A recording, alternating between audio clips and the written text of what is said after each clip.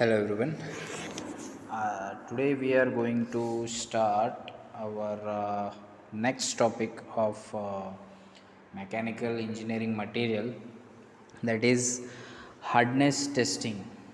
सो hardness जो है, कोई भी एक मटेरियल का हार्डनेस हम लोग कैसे टेस्ट करते हैं और क्या कौन कौन से मशीन्स आते हैं उसको टेस्ट करने के लिए, वो आज हम देखेंगे। और उसके वर्किंग कैसे होते हैं और उसके एडवांटेजेस डिसएडवांटेजेस सारे कुछ हम आज के लेक्चर में देखने जा रहे हैं। सो पहले है कि हमें हार्डनेस क्या होता है, हार्डनेस किस लिए होता है, हार्डनेस क्या होता है। और उसे हम क्यों यूज़ करते हैं, मतलब हार्डनेस क्यों टेस्ट करते हैं हम। तो हार्डनेस होता है, जैसे इसके पहले वाले लेक्चर में मैंने आपको बताया था कि हार्डनेस का जो डेफिनेशन है, तो कि कोई भी एक मटेरियल जो एक स्ट्रेस अप्लाई करने पे जो उसमें वियर और टियर को रेजिस्ट करता है, तो withstand it withstands with that wear and tear penetration is called as hardness. उस मटेरियल का हार्डनेस होता है। और दूसरी चीज़ ये कि हार्डनेस हम क्यों मेजर करते हैं, हम किसी भी मटेरियल का हार्डनेस क्यों मेजर करते हैं, इसलिए कि हमको उस मटेरियल पे कौन से, अगर कुछ वर्क करना है तो कौन सा टूल उसके उस मटेरियल के लिए सूटेबल होना चाहिए।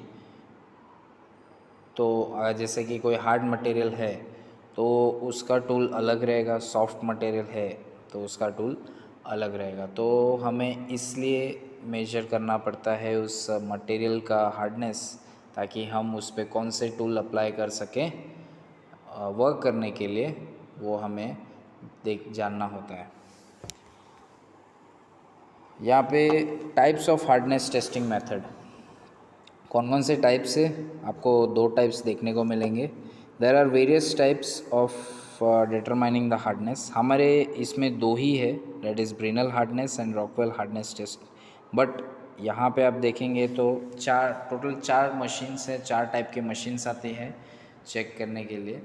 सो यहाँ पे हमारे जो सिलेबस है उसमें सिर्फ दो ही टाइप के दिए हुए हैं, that is Brinell hardness test and Rockwell hardness test. और ये विकर्स हार्डनेस टेस्ट और टेंसाइल टेस्ट हमारे जो सिलेबस है उसमें नहीं है। तो हमारे सिलेबस में सिर्फ दो ही है, तो हम सिर्फ दो क्या है वो जान लेते हैं। पहला है ब्रिनल हार्डनेस टेस्ट।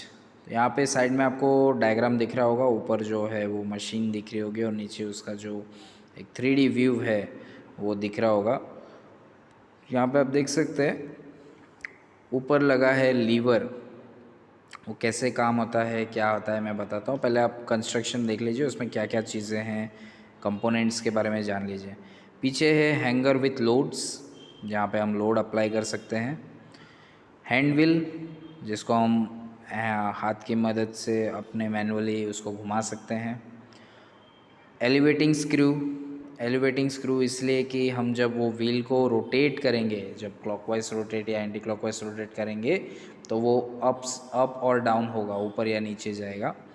एनविल, जो एलिवेटिंग स्क्रू है उसके ऊपर एक प्लेट जैसा रखा होगा जो फिक्स्ड होगा, उसे हम कहेंगे एनविल। एनविल क्यों, एनविल इसलिए काम आता है जो हम जो मटेरियल है जिसका हमें हार्डनेस चेक करना है उस मटेरियल को उस एनविल के ऊपर रख सकें। नेक्स्ट है इंडेंटर। इंडेंटर ये है कि जो भी हम यहाँ पे वो अलग अलग तरीके का इंडेंटर आता है, तो उस इंडेंटर पे बॉल टाइप इंडेंटर आता है, कोन टाइप इंडेंटर आता है। तो जो इंडेंटर है तो वो क्या करेगा, उस मटेरियल पे फोर्स अप्लाई करेगा। माइक्रोस्कोप, वहाँ पे माइक्रोस्कोप भी दिया हुआ है, तो माइक्रोस्कोप से हम डिटेल में जा सकते हैं कि उसमें वियर एंड टियर किस टाइप का वो हुआ है।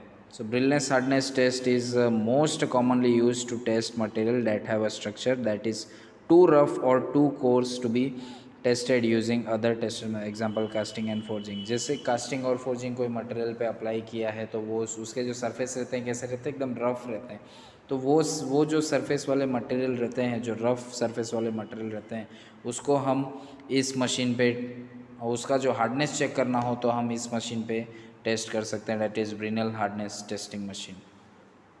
Brinell testing often use a test load of 500 kg for relative soft material such as copper। अगर आपका मटेरियल जो है वो सॉफ्ट है, जैसे कि कॉपर हो गया, एल्यूमिनियम अलॉयज़ हो गया, तो उसके लिए हम कितना लोड लगाएंगे, 500 kg का।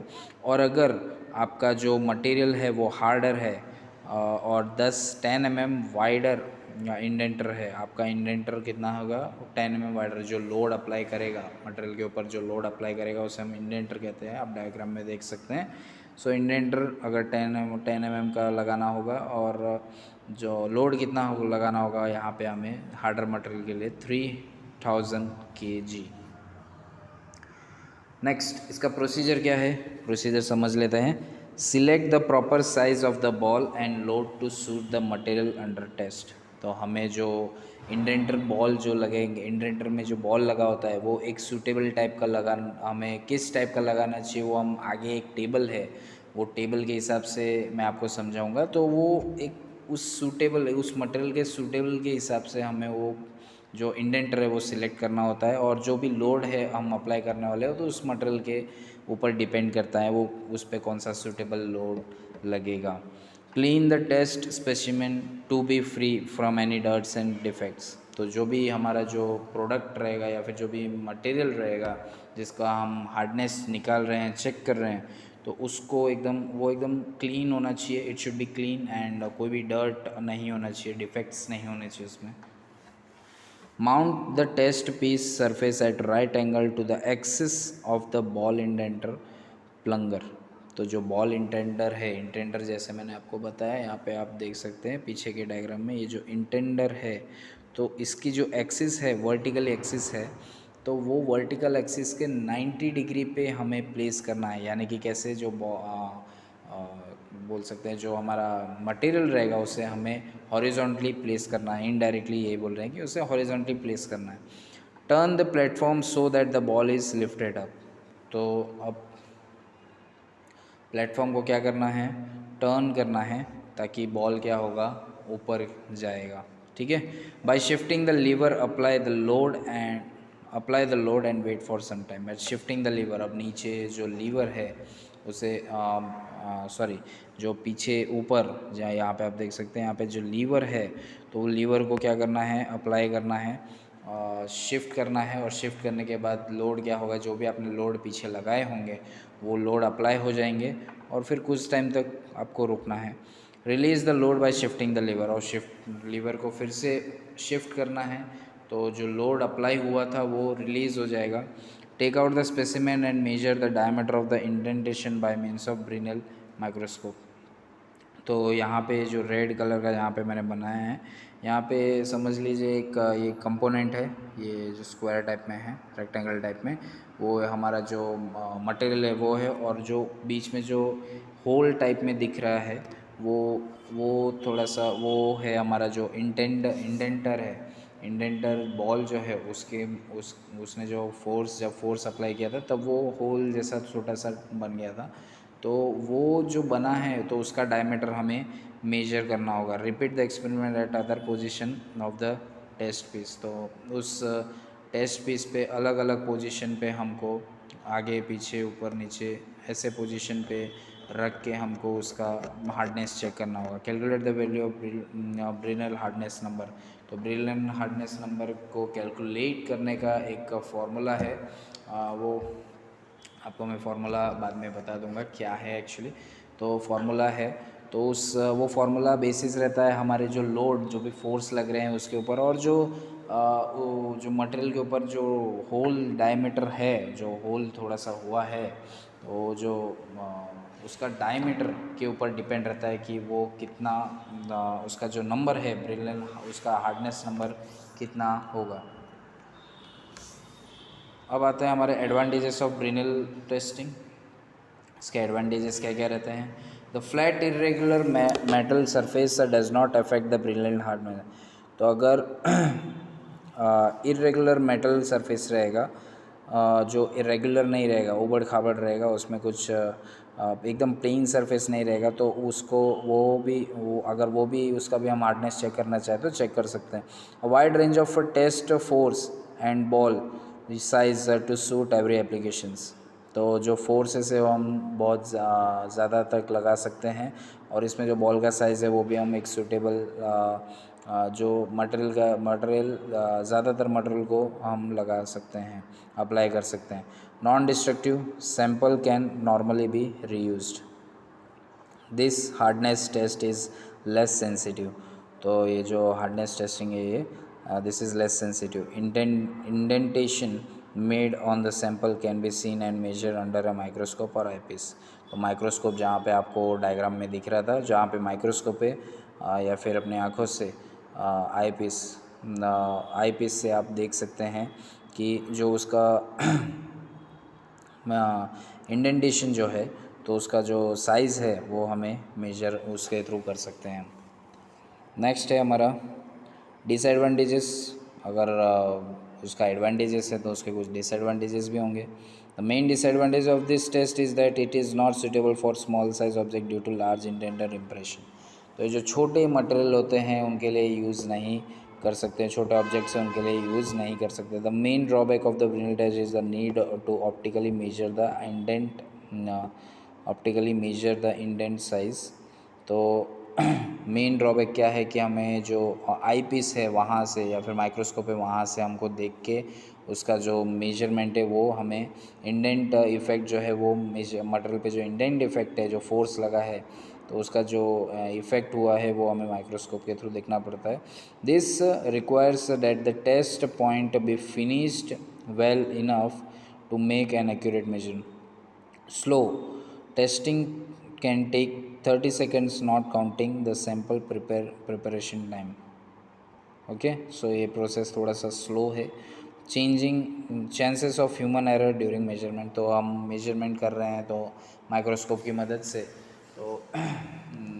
तो उसमें क्या होगा कि ह्यूमन का एरर हो सकता है, हम गलत भी रीडिंग पढ़ सकते हैं और इसकी वजह से जो रीडिंग है हम गलत फिर अप्लाई कर सकते हैं। उसका जो जितना हार्डनेस है उतना एक्यूरेट नहीं हमें मिलेगा। नेक्स्ट आता है हमारा Rockwell hardness testing. So same structure है, सब कुछ सेम है। इसमें भी लोडिंग डिवाइस है, जैसे वहाँ पे लोड हम पीछे लगा रहे थे, यहाँ पे भी लीवर रहेगा और handle wheel elevating screw and wheel indenter सब सेम रहेगा। सिर्फ माइक्रोस्कोप जो है वो चेंज होके यहाँ पे जो है वो डायल इंडिकेटर है, यानी कि आपको माइक्रोस्कोप से देख के मेजर करने की ज़रूरत नहीं पड़ेगी, उसके डायमीटर फार्मूले में डाल के वो सब करने की ज़रूरत नहीं पड़ेगी। यहाँ पे डायल इंडिकेटर है, तो डायल इंडिकेटर में तो जितना आपने लोड लगाया और उसकी हार्डनेस कितनी वो डायरेक्टली आपको बता देगा। Rockwell hardness tester presents a direct reading of a hardness number on the dial provide with the machine।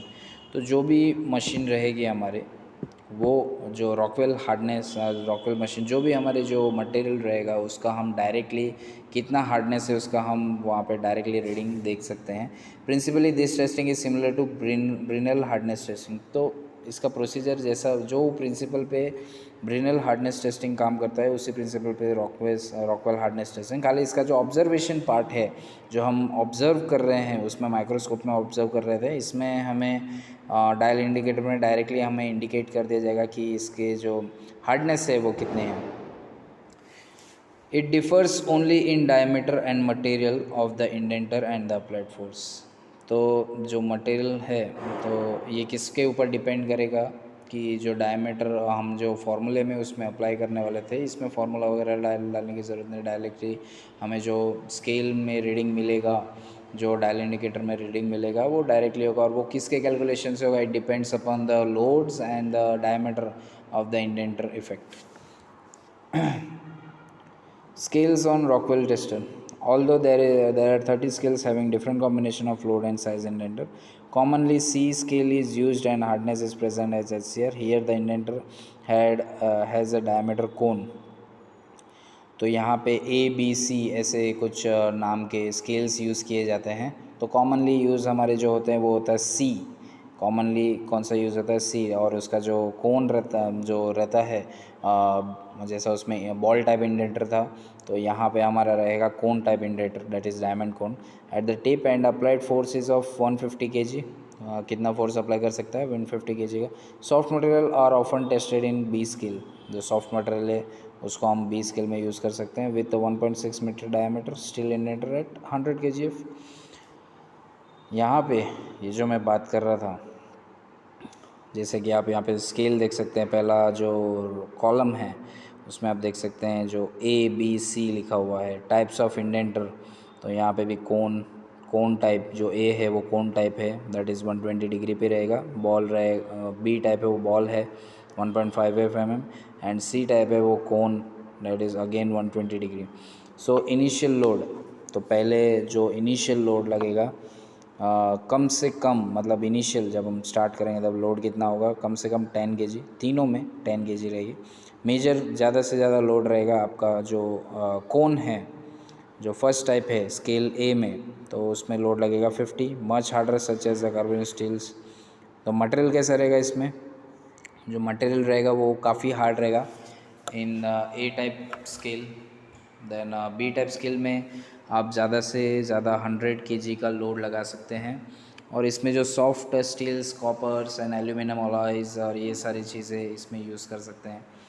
Then C type scale में आप जो लोड है वो 150 kg तक अप्लाई कर सकते हैं, और जो इसका मटेरियल रहेगा और स्प्रिंग स्टील TiWV एक्सेट्रा, जो एकदम सॉफ्ट, एकदम ही सॉफ्ट मटेरियल है।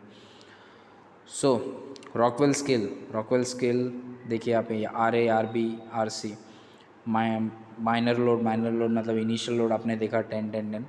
मेजर लोड भी आपने ऊपर देखा है। टोटल लोड दैट इज़ 10 + 50 कितना हो जाएगा, 60।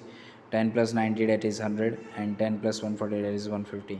सो इंडेंटर 120 डायमीटर कोन, और ये सारी चीज़ें हैं, इस पे हम डिपेंड कर सकते हैं। इस पे डिपेंड रहता है कि हमको कितना लोड अप्लाई करना है और कौन सा मटेरियल है, और यहाँ पे मटेरियल के काइंड ऑफ मटेरियल दिया हुआ है, उसकी मदद से हमको कितना लोड अप्लाई करना है, इनिशियल लोड, मेजर लोड कितना अप्लाई करना है, वो हम डिपेंड करेगा स्केल पे। और वो हम ये कौन सा स्केल हमें यूज़ करना है वो डिपेंड करता है कौन सा मटेरियल हम यूज़ कर रहे हैं। सो आज के दिन हमारा जो लेक्चर है, इसी के साथ हमारा जो फर्स्ट चैप्टर है वो कंप्लीट होता है। आप अच्छे से, मैंने जितने भी जो भी चीज़ें पढ़ाई है पूरे कंसेप्ट क्लियर किया है, आपको समझ में आ जाएगा। आप अच्छे से वीडियोस वगैरह देखते रहिए जो भी मैं अपलोड कर रहा हूँ। और अभी मैं नेक्स्ट टाइम में आपको असाइनमेंट्स भेज दूँगा, या फिर आज ही मैं आपको असाइनमेंट भेज दूँगा। सो असाइनमेंट आपको 1 वीक का टाइम रहेगा, तो आपको 1 वीक में सबमिट करना है। Thank you so much. Next lecture में हम हमारा जो नेक्स्ट चैप्टर है वो कंटिन्यू करेंगे। Thank you.